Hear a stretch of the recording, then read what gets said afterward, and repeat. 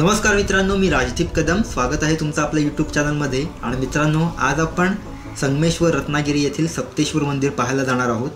आणि आत्ता आपण उक्षी मार्गे जातो आहे. आजूबाजूचा निसर्ग दिसतो आहे आणि या रस्त्याने तुम्हाला लांबून उक्षीचा धबधबासुद्धा दिसू शकतो.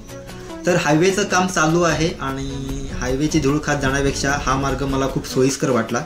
जे कोणी रत्नागिरीमधून जाणार असतील तर ते या मार्गाचा वापर करू शकतात. पुढे जाऊन हा मार्ग हायवेला मिळतो आणि म्हणजे आंबेड गावाच्या दरम्यान आपण हायवेला पोचतो आणि त्याच्या आधी उक्षीचा पूल लागतो आपल्याला. आणि या उक्षीच्या पुलाची एक गोष्ट सांगतो तुम्हाला. तर काही दिवसापूर्वी इथे एक अफवा पसरलेली की रात्रीच्या वेळेला इथे एक बाई दिसते. तर जे कोण कोकणात नवीन येणार असतील तर त्यांना सांगतो की अशा अफवांवर विश्वास ठेवू नका आणि इथल्या लोकांनीसुद्धा अशा अफवांवर विश्वास ठेवू नये आणि एकदम कोकणातल्या निसर्गाचा आनंद घ्यावा तुम्ही. आणि आत्ता आपण पूल ओलांडून हायवेला आलेलो आहोत आणि तुम्हाला दिसतं आहे हायवेचं काम चालू आहे.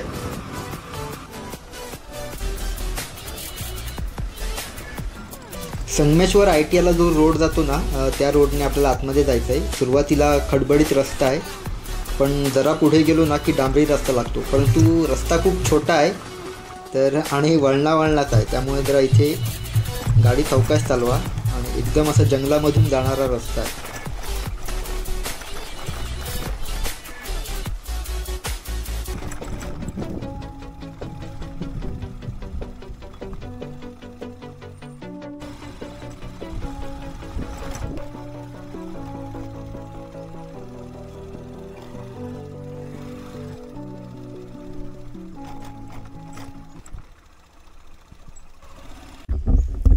मित्रांनो, फायनली आता आपण मंदिराच्या इथे पोचलेलो आहोत आणि माझ्या पाठीमागे इथे तुम्हाला मंदिर दिसतंय आणि या बाजूला एक छोटीशी नदी आहे. चला बघूया.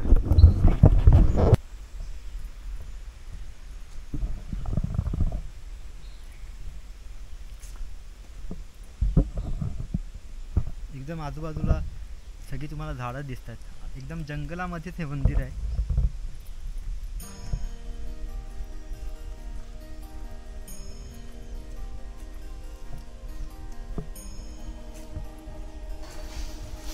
सप्तेश्वर मंदिर हे महाराष्ट्राच्या रत्नागिरी जिल्ह्यातील संगमेश्वर तालुक्यात वसलेले एक प्राचीन शिवमंदिर आहे. असे म्हणतात की हे मंदिर 12व्या शतकात बांधले गेले होते. मंदिराच्या नावामागील विशेषता म्हणजे येथे 7 झऱ्यांचे पाणी 2 कुंडांमध्ये एकत्र येते. म्हणूनच या मंदिराला सप्तेश्वर असे नाव मिळाले आहे.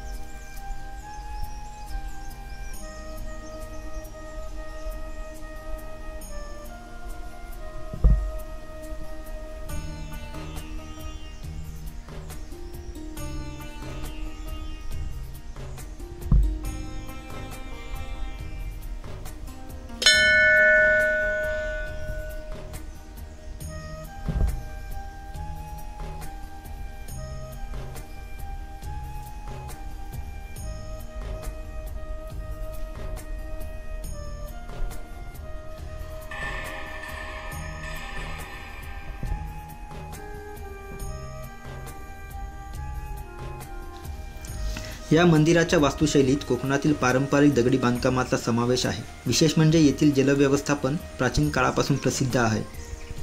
मंदिराच्या परिसरात असलेले कुंड आणि पाण्याचे नैसर्गिक स्रोत श्रद्धाळूंना पवित्र स्नानाचा अनुभव देतात.